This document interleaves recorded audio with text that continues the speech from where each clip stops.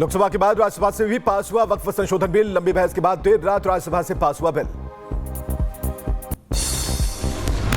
वक्फ संशोधन बिल के पक्ष में पड़े 128 वोट तो वहीं विरोध में डाले गए 95 वोट। अब राष्ट्रपति के पास भेजा जाएगा बिल। बिल पास होती सदन में लगे जय श्री राम के नारे। राष्ट्रपति की मंजूरी के बाद बनेगा कानून। केंद्रीय मंत्री किरेन रिजिजू ने उच्च सदन में पेश किया था बिल। दोनों सदनों से वक्फ बिल पास होने पर पीएम मोदी ने सांसदों का आभार जताया। कानून को मजबूत बनाने में योगदान दिया। कहा वक्फ ने गरीब मुसलमानों, पसमानदा मुसलमानों के हितों को नुकसान पहुंचाया। वक्फ बिल को लेकर बोले केंद्रीय मंत्री किरेन रिजिजू। कहा जेपीसी के कई सुझाव स्वीकार किए। सरकार ने सब सवालों का जवाब दिया।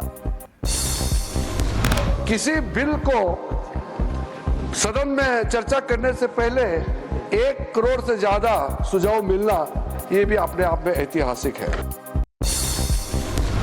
अपने भाषण के दौरान किरेन रिजिजू ने कहा किसी मुसलमान का नहीं छीना गया अधिकार। बिल से मुस्लिमों को फायदा ही मिलेगा। करोड़ों गरीब मुसलमानों को फायदा पहुंचाने के लिए और गलत काम ना हो, गलत तरीके से दूसरा का जमीन को हड़प ना ले, इसको प्रतिबंध लगाने के लिए, रोकने के लिए अच्छा सोच के साथ हम ये बिल लेके आए हैं। जेपीसी अध्यक्ष जगदंबिका पाल ने विपक्ष पर साधा निशाना। कहा कांग्रेस, सपा और टीएमसी करती है तुष्टीकरण की राजनीति। वक्फ बिल पर बीजेपी सांसद सुधांशु त्रिवेदी का भी बयान। वक्फ बिल पर अच्छे भाव से काम हुआ। साथ ही बोले उम्मीद वालों को दिखी रोशनी। केंद्रीय मंत्री गिरिराज सिंह ने कांग्रेस पर साधा निशाना। कहा कांग्रेस ने वक्फ बोर्ड को गजवाए हिंद की प्रयोगशाला बनाया। पुराना कानून था भ्रष्टाचार की फैक्ट्री। बीएसपी प्रमुख मायावती ने वक्फ संशोधन बिल पर उठाया सवाल। कहा जल्दबाजी में लाया गया विधेयक।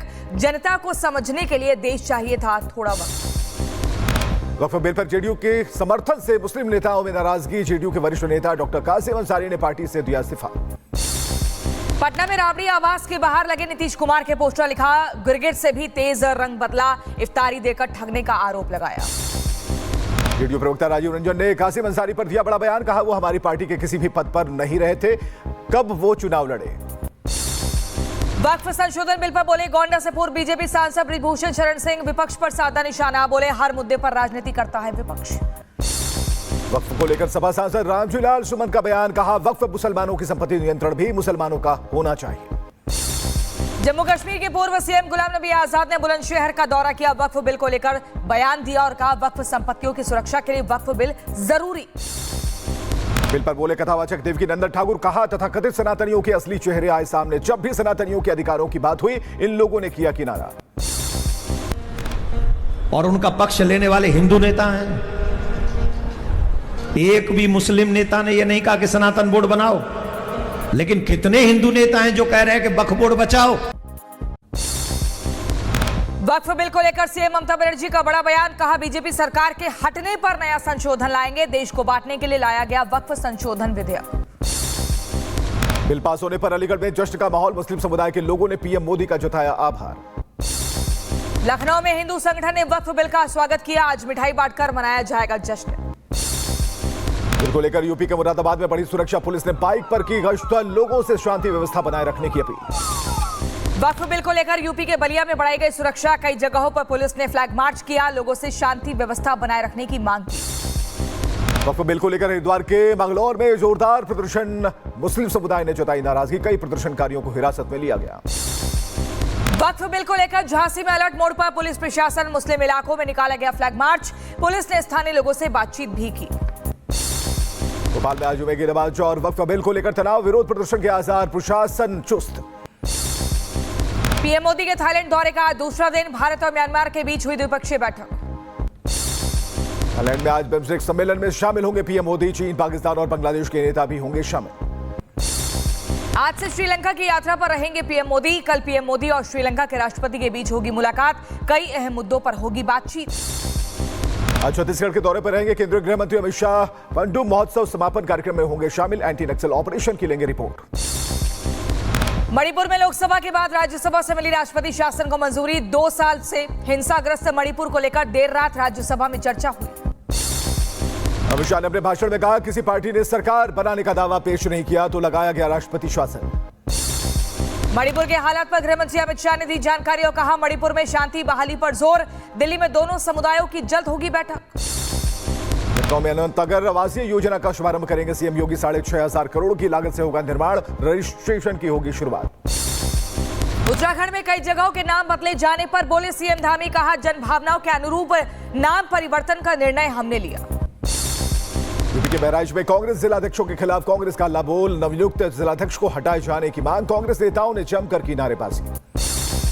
उत्तर प्रदेश के जौनपुर में सांसद रामजी लाल के खिलाफ राजपूत सेवा समिति ने प्रदर्शन किया, सपा सांसद से माफी मांगने को कहा।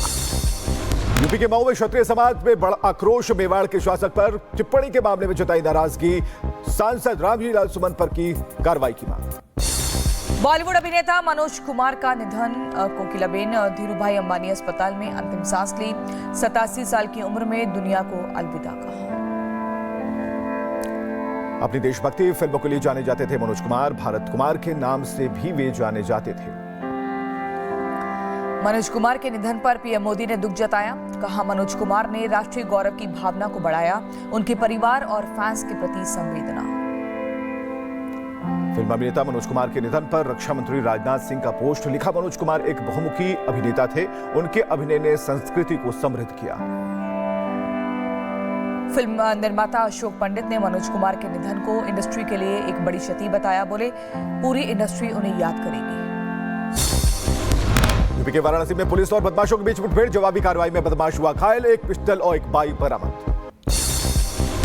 उत्तर प्रदेश के मथुरा में पुलिस को मिली बड़ी कामयाबी, मुठभेड़ में 2 इनामी बदमाश गिरफ्तार हुए, अवैध तमंचा, जिंदा कारतूस और बिना नंबर की बाइक बरामद।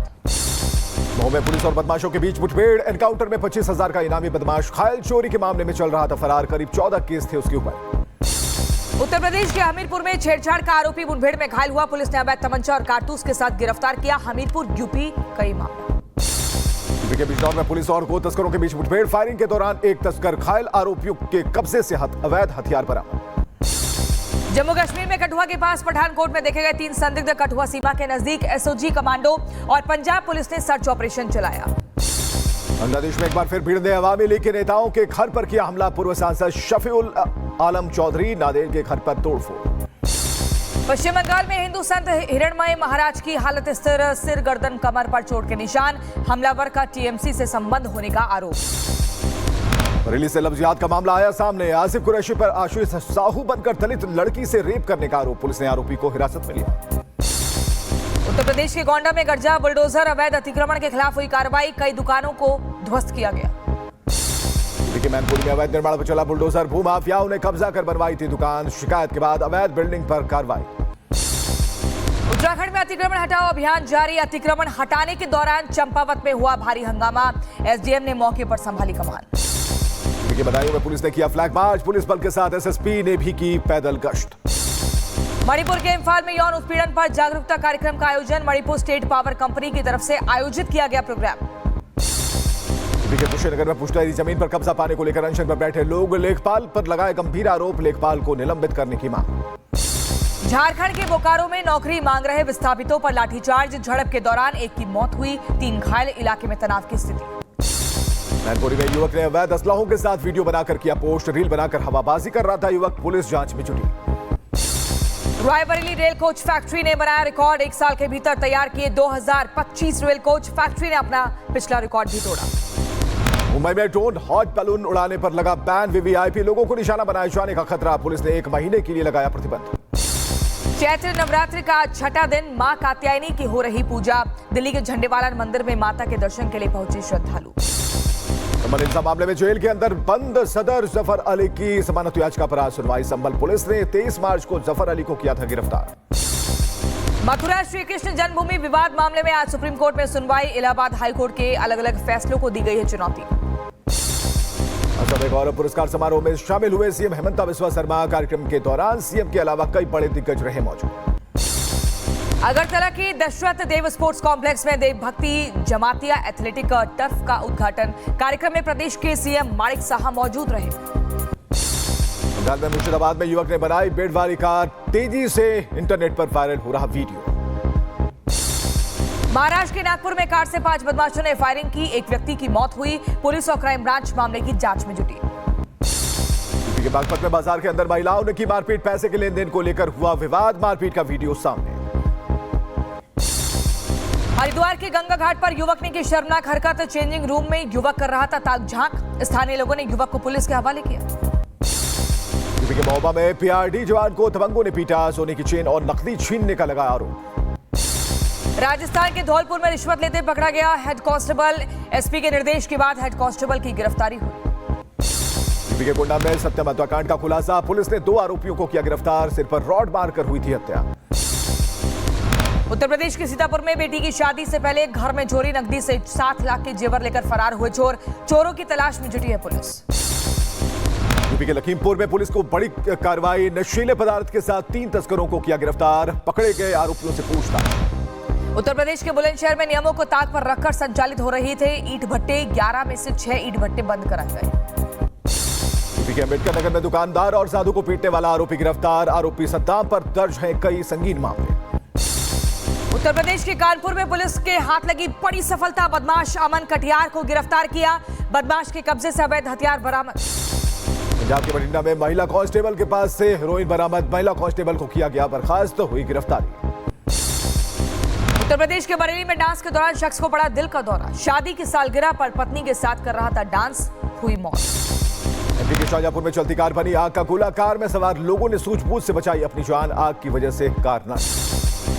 उत्तर प्रदेश के लखीमपुर में दर्दनाक हादसा। गैस रिफिलिंग के समय वैन में आग लगी। कार समेत कई दुकानें जलकर राख हुई। यूपी के शाहजहांपुर में आग का तांडव। मैरिज लॉन में लगी भीषण आग। दमकल विभाग ने कड़ी मशक्कत के बाद पाया काबू। मुंबई में नजर आया आग का तांडव। मॉल की छत पर लगी आग। फायर ब्रिगेड की टीम ने आग पर काबू पाया। यूपी के गाजियाबाद में आग का कहर। पार्किंग में खड़े ट्रकों में लगी आग। आग की चपेट में आए कई वाहन। उत्तर प्रदेश के गाजियाबाद में आग का तांडव। मैरिज होम में आग लगी। दमकल कर्मियों ने काफी मेहनत के बाद आग पर काबू पाया। एमपी के खंडवा में कुएं के दलदल में फंसकर 8 लोगों की मौत। शवों को निकाला गया बाहर। सफाई के लिए कुएं में उतरे थे लोग। उत्तर प्रदेश के बहराइच में सड़क हादसा। ट्रैक्टर ट्रॉली पलटने से एक बुजुर्ग की मौत हुई। 7 लोग गंभीर रूप से घायल हुए। लेबनान पर इजराइल ने फिर किया स्ट्राइक। इमारतों पर की बमबारी, लगी भीषण आग। इजरायली हमले के बाद मचा हड़कंप। एयर स्ट्राइक में एक की मौत हुई। इमारत को पहुंचा नुकसान। यूक्रेन के खार्किव में फिर से हमला। रात के वक्त धमाकों से दहला पूरा इलाका। उठी आग की ऊंची ऊंची लपटें। यूक्रेन से छीने गए क्षेत्रों पर ज़ेलेंस्की ने समझौते का संकेत दिया और कहा कूटनीति के प्रयास से क्षेत्रों को वापस लेने का इंतजार कर सकते हैं बदलाव। चीन ने ताइवान के मुद्दे पर अमेरिका पर बढ़ाया दबाव। पहली बार ताइवान के पास अमेरिकी लड़ाकू विमानों को रोका। चीन मानता है अपना एयर स्पेस।